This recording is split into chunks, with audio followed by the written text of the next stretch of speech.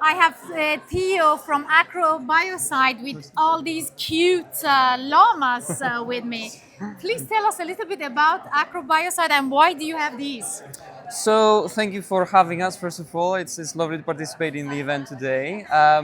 ACROBiosystems, we are a solution provider. That's how we position ourselves in the industry, supplying life science products from R&D discovery stage all the way up to the clinic.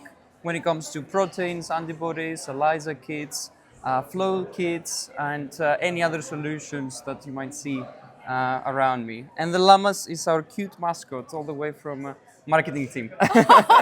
Why is this your symbol? So we make recombinant antibodies, so we can recombine them into the nano form that comes from llamas. There is a reason. And there is a small reason, yes, but primarily they're very, very cute. Of course, not in reality though. They are not this soft either. And you're here in Flemingsberg today at our mini fair.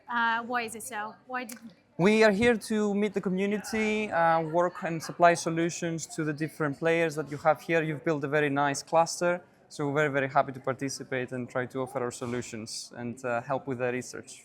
Thank you so much. We are happy to have you. Thank you so much.